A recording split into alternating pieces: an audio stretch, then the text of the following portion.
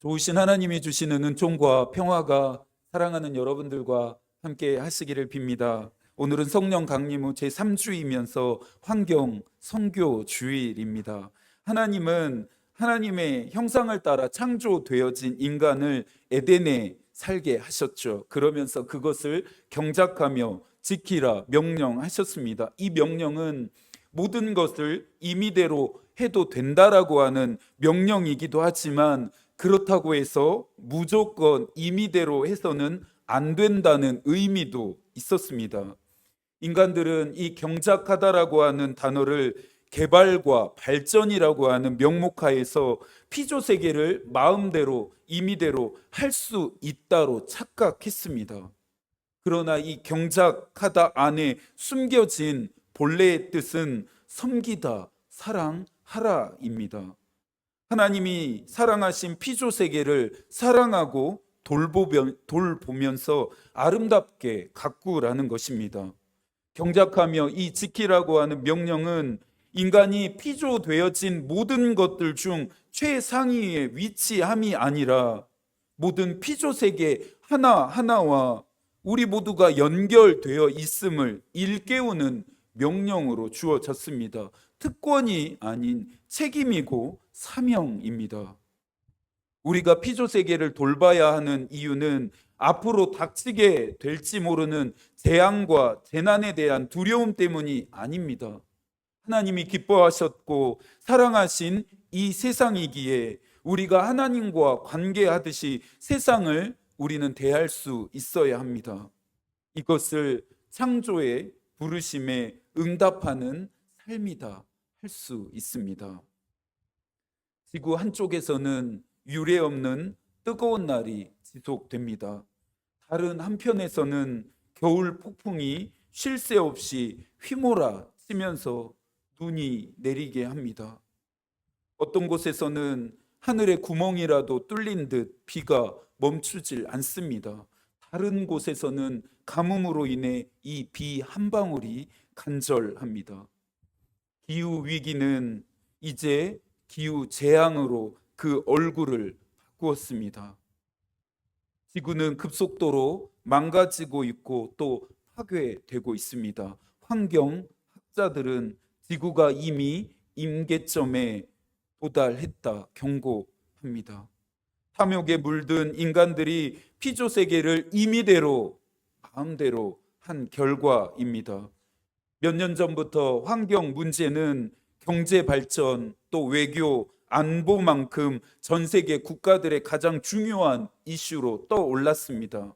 이 환경 문제를 위해 국가 정상들이 머리를 맞대고 있고 관련된 정책들을 발표하고 있습니다. 눈치 빠른 기업들은 ESG 경영으로 빠르게 기업의 가치와 목적과 정신을 전환하고 있습니다. 기업들 역시 살아남으려면 전 지구적인 이 문제에 기여하지 않으면 안 되기 때문입니다. 당연히 있어야 할 노력들이기에 국가와 기업의 이와 같은 노력은 긍정적인 평가를 받습니다. 그러나 현실적이고 실효성 높은 정책을 요구하는 부정적인 목소리는 더 높습니다. 중요한 것은, 또한 우리가 생각해야 할 것은 국가와 기업만의 노력으로 이 문제가 해결될 수 없다라고 하는 것입니다.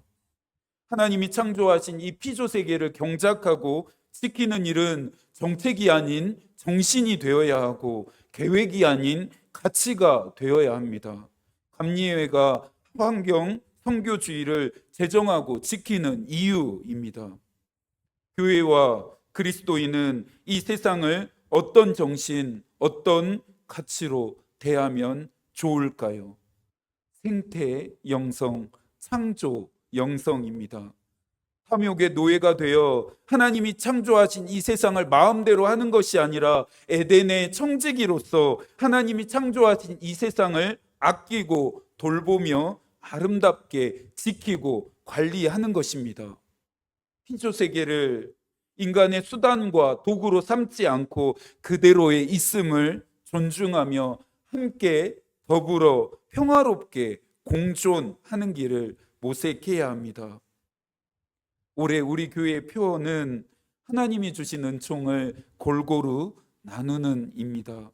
우리가 값없이 조건 없이 받은 은총을 골고루 나누어야 할 대상은 사람뿐만이 아니라 피조 세계도 포함되어 있습니다. 단순한 환경 보호를 하자고 말하는 것이 아닙니다. 하나님이 사랑하신 이 세상을 우리도 사랑하고 세상을 경작하고 지키라 말씀하신 이 사명의 책임을 다하자 말하는 것입니다. 저와 여러분은 하나님이 창조하신 이 세상을 돌보는 정원사입니다. 저와 여러분을 통해 이 세상이 더 아름답게 되어지기를 축복합니다. 아모스 강의 마지막 시간입니다. 우리가 만났던 아모스는 이사야처럼 왕족 출신은 아닙니다. 예레미야처럼 제사장 가문 출신도 아니었습니다. 그냥 양을 치고 뽕나무를 재배하며 살아가던 지극히 평범하고 일상적인 사람입니다. 그런 그에게 하나님은 이스라엘에게 행하실 이상을 보이셨습니다. 하나님의 사명은 특별한 사람, 대단한 사람들에게 주어지는 것이 아닌 것 같습니다.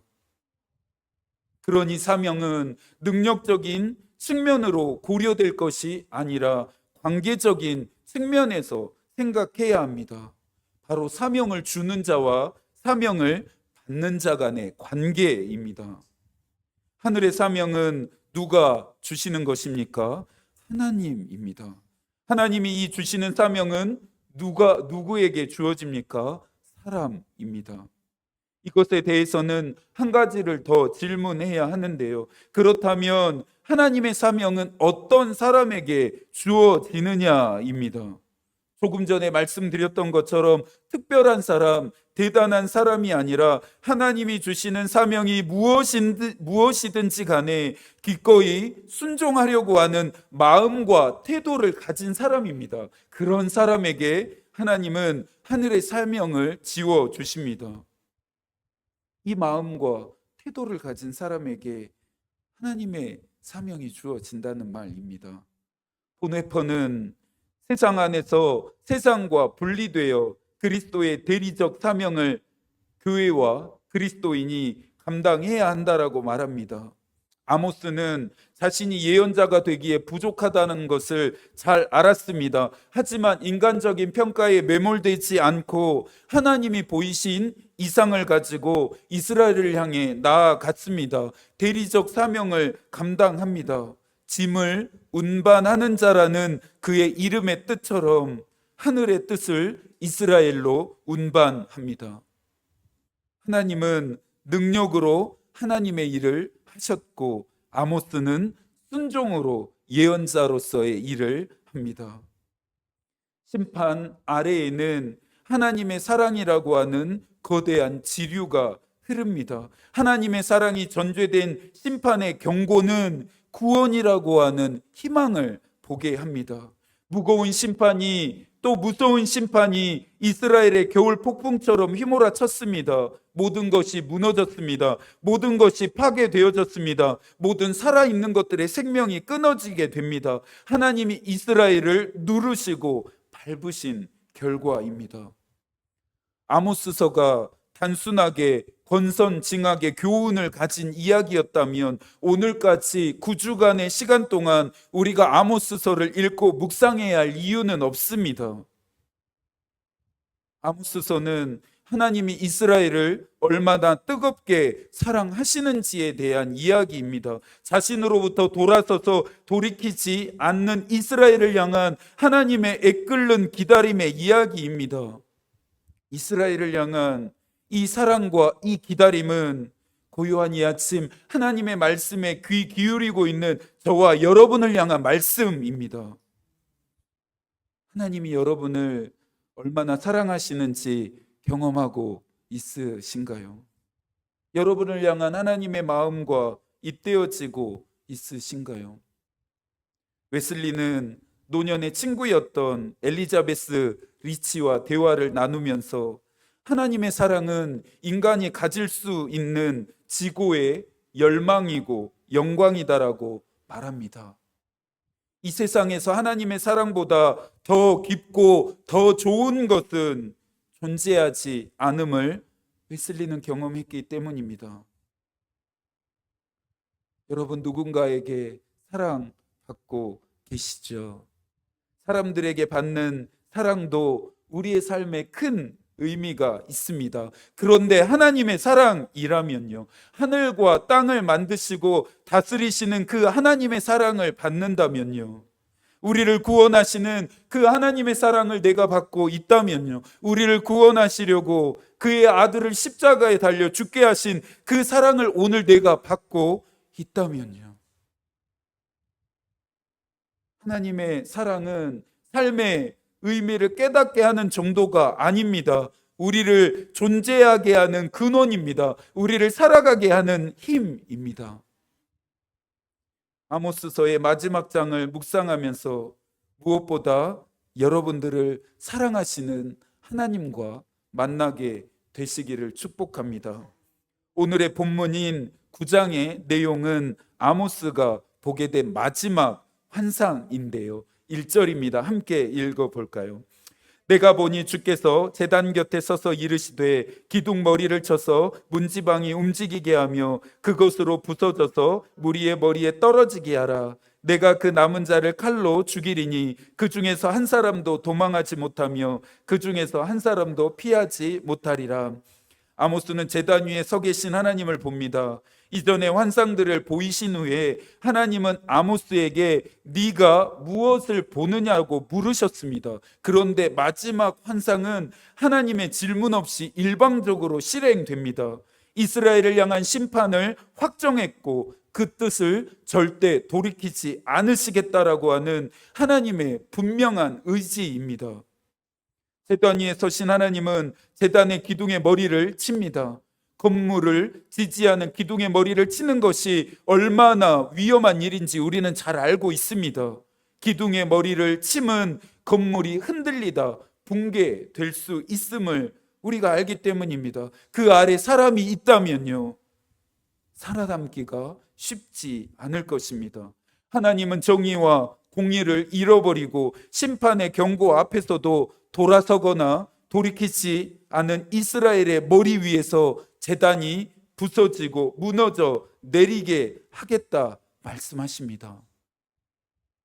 마지막 이 심판이 이전까지의 심판들보다 더 무섭고 끔찍한 이유가 있습니다. 그 이유를 2절부터 4절에서 설명합니다. 하나님은 이 심판을 피하려는 모든 시도들을 무력화시킵니다. 땅을 파서 스올까지 내려간다 할지라도 하나님의 손이 심판의 자리로 끄집어내고, 하늘로 올라갈지라도 하나님의 손이 심판의 자리로 다시 끌어내리고, 높은 갈멜산 꼭대기에 숨을지라도 하나님의 눈이 모두 다 찾아내고, 깊은 바다 밑에 숨는다면 뱀에게 명령하여 물게 하시며, 원수에게 잡혀가는 자는 거기서 칼에 죽임을 당하게 하십니다. 하나님이 치신 이 심판의 그물망은 한없이 촘촘해서 그 누구도 빠져나갈 수 없습니다. 심판을 받아야 할 모든 자들이 심판을 당할 때까지 이 맹렬한 심판의 불은 절대 꺼지지 않는다는 점에서 무섭고 끔찍합니다. 저는 하나님이 우리를 주목하신다라는 표현이 참 좋은데요, 성서에서 누군가의 눈을 누군가에게 고정하다라고 하는 뜻으로 사용되어진 이 주목하다라고 하는 이 단어는 하나님이 은혜와 호의를 베푸시는 일에 늘 연관되어져서 사용되어진 단어입니다. 하지만 4절과 8절에 나오는 주목하시는 하나님의 눈과는 마주치고 싶지 않습니다. 복을 주실 자가 아니라 화를 내리실 자를 찾으시려고 하나님의 눈을 이스라엘에게 고정시키고 있기 때문입니다. 하나님이 저와 여러분을 주목하심은 언제나 복을 주시기 위함이어야 합니다. 화를 당한 당할 일 앞에서는 회개하고 용서를 구하며 돌이켜야 합니다. 말씀 앞으로 나아가기 전 우리 모두는 참회의 기도를 드립니다. 하나님과 피조세계와 이웃과 내 자신에게 지은 죄를 참회합니다. 참회의 기도는 우리를 향한 진노를 긍휼로 바뀌게 합니다. 나의 더러움을 씻기시고 예수 그리스도의 의로움이 이식되게 합니다. 오늘의 본문을 읽어가면서 우리가 주목해야 할 것이 있습니다. 심판이 실행되는 장소입니다. 심판이 실행되는 장소가 어디입니까? 성전입니다. 하나님은 이스라엘의 머리 위에서 이 성전을 모두 다 무너뜨리십니다. 왕궁이 아니라, 가정집이 아니라 이스라엘이 모여서 열심히 하나님께 제물과 제사를 드리고 있는 그 성전을 무너지게 하신다라는 것입니다. 이스라엘을 심판하시는 장소로 하나님이 선택하신 곳이 성전입니다. 이스라엘이 종교적인 열심이 없어서, 하나님에 대한 믿음이 없어서 심판을 받고 있음이 아님을 우리는 똑똑히 기억해야 합니다. 이스라엘이 심판을 받는 이유는 종교적 열심만 있고 종교적인 행함이 없었기 때문이고, 하나님에 대한 믿음은 있었지만 하나님이 원하시고 요구하시는 삶에 대한 응답은 없었기 때문입니다. 고요한 이 아침에 여러분 자신에게 물으십시오. 나는 믿는 대로 살고 있는지, 나의 믿음은 삶으로 번역되고 있는지, 이스라엘처럼 종교적인 열심과 하나님에 대한 죽은 믿음만 있는 것은 아닌지 여러분 스스로에게 물으십시오. 만약에 우리의 모습이 그렇다라면 그것들을 끊고 그것으로부터 돌아서고 돌이키십시오. 여러분의 마음이 그런 상태로 굳어지고 강팍해지지 않도록 하나님께 은혜를 구하십시오. 시편 103편 8절입니다. 여호와는 긍휼이 많으시고 은혜로우시며 노하기를 더디하시고 인자하심이 풍부하시도다. 우리 하나님은 긍휼이 많으십니다. 우리 하나님은 은혜로우시며 노하기를 천천히 하십니다. 우리 하나님은 인자하심으로 가득하십니다. 이 긍휼로, 이 은혜로, 이 노하기를 천천히 함으로, 이 인자하심으로 저와 여러분을 대하십니다. 다음 단락인 7절부터 15절까지는 아모스서의 주제이자 또 결론이며 모든 예언자들이 공통적으로 말하는 하나님의 심판의 진정한 목적에 대한 설명이라 할 수 있습니다. 8절도 함께 읽습니다. 보라, 주 여호와의 눈이 범죄한 나라를 주목하노니 내가 그것을 지면에서 멸하리라. 그러나 야곱의 집은 온전히 멸하지 아니하리라. 여호와의 말씀이니라. 야곱의 집은 하나님이 이스라엘을 부르는 사랑이 담긴 애칭입니다. 무서운 심판의 경고 속에 야곱의 집이라 부르시는 따뜻한 음성을 이스라엘은 듣게 됩니다. 그들을 향한 말씀하심은 무엇입니까? 온전히 멸하지 아니하리라. 온전히 멸하지 않으시겠다라는 것입니다. 심판의 목적이 멸망이 아니라 말씀드렸습니다. 심판의 또 다른 이름은 희망인데요. 하나님은 이스라엘을 향해 온전히 멸하지 아니하겠다며 희망을 말씀하십니다. 희망을 약속하십니다. 공의와 정의를 잃어버린 사람과 나라는 멸망시키지만 하나님의 백성에게는 살 길과 피할 길을 열어주셔서 구원을 받게 하십니다. 10절입니다. 내 백성 중에서 말하기를 화가 우리에게 미치지 아니하며 이르지 아니하리라 하는 모든 죄인은 칼에 죽으리라. 온전히 멸하지 않으시겠다는 약속을 확인하기 위해서 세 가지의 동사를 우리가 살펴보아야 하는데요. 한번 표시를 해보면서 들어보시겠어요? 첫 번째 동사는 11절 안에 있습니다. 그날에 내가 다윗의 무너진 장막을 일으키고 그것들의 틈을 막으며 그 허물어진 것을 일으켜서 옛적과 같이 세우고, 첫 번째 동사는 일으키다입니다. 성전을 무너뜨리신 하나님이 다시 장막을 일으키고 세우시겠다 하니 그분의 행동이 마치 개연성이 없고 일관성이 없는 것처럼 여겨집니다. 다윗의 장막은 여러 가지의 상징적인 의미가 있지만 이 본문에서는 대표적으로 하나님과 이스라엘의 관계 회복을 의미합니다. 적과 꿀이 흐르는 약속의 땅을 향해 가는 광야의 여정에서 하나님이 이스라엘과 만나셨던 장소가 장막이었습니다. 하나님은 이스라엘 백성과 사랑을 나누었던 그때를 추억하시면서 그 시절을 그리워하고 계셨습니다. 모든 것들이 무너지고 부서져 내린 폐허더미 위에 다시 세우신 장막에서 하나님은 이스라엘을 다시 만나고 싶은 것입니다. 하나님은 처음 사랑을 잃어버린 에베소 교회를 책망하셨습니다. 너희가 처음 사랑을 잃어버렸다라면서 에베소 교회를 꾸짖으셨습니다. 여러분들이 잃어버린 것이 있으십니까? 여러분은 무엇을 잃어버리셨나요? 모든 것을 다 잃어버려도 괜찮습니다. 그러나 모든 것을 다 잃어버릴지라도 하나님과의 관계만은 절대 잃어버려서는 안 됩니다. 이것이 우리의 살 길이기 때문이죠. 두 번째 동사가 숨겨진 구절은 14절입니다. 내가 내 백성 이스라엘이 사로잡힌 것을 돌이키리니 그들이 황폐한 성읍을 건축하여 거주하며 포도원들을 가꾸고 그 포도주를 마시며 과원들을 만들고 그 열매를 먹으리라. 두 번째 동사는 돌이키다입니다. 이스라엘은 끝까지 죄악된 자리에서 돌이키지 않았지만 하나님은 끝까지 이스라엘을 위해 심판을 희망으로 돌이키셨습니다. 하나님은 심판을 통해 모든 것을 원래대로 돌이키십니다. 정의와 공의가 다시금 꽃피게 하십니다.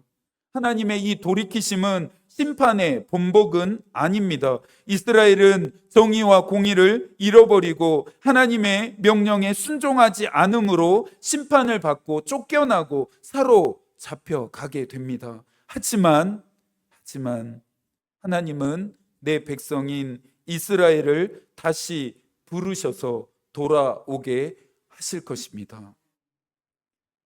하나님이 우리의 이름을 부르십니다. 하나님이 내 이름을 부른다 함은, 우리의 이름을 부른다 함은 하나님이 나와 우리를 주목하고 계시다라고 하는 증거입니다.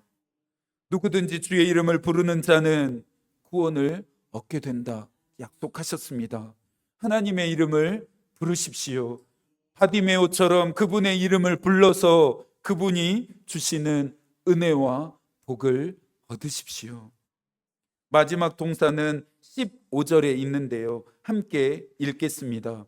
내가 그들의 땅에 심으리니 그들이 내가 준 땅에서 다시 뽑히지 아니하리라. 내 하나님 여호와의 말씀이니라. 마지막 동사는 심다입니다. 약속의 단단함이 느껴집니다. 하나님은 이스라엘에게 또 져 주십니다. 회복을 위해 심판을 하시기는 하시지만 하나님 편에서도 심판은 못내 가슴 아픈 일입니다. 하나님은 이스라엘을 다시 그들의 땅에 심으시는데요. 그들은 하나님이 주신 땅에서 다시 뽑히지 않습니다. 하나님이 저와 여러분에게 주신 땅은 어디일까요? 우리를 부르시고 보내신 자리가 바로 하나님이 우리에게 주신 땅입니다. 하나님이 우리를 그 땅에 심으시는 이유는 우리로 하여금 정의가 물같이 공의가 마르지 않는 강같이 흐르는 하나님의 나라를 심게 하기 위해서입니다. 하나님은 우리를 세상에 심으셨습니다. 그러니 세상에 심겨진 우리는 정의와 공의를 결실해야 합니다. 아모스 강해를 통해 여러분에게 주신 도전과 교훈과 가르침과 약속이 이 세상에 심겨진 여러분의 믿음을 단단하게 하고 성장하게 하고 성숙하게 하는 걸음이 되기를 소망합니다.